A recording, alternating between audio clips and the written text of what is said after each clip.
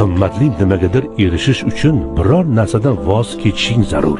Hayot menga kutganimdan o'zgacharoq saboq berdi.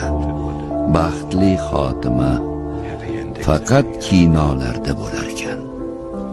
Agar hayot senga kulib boqmasa, sen hayotga kulib qaragin.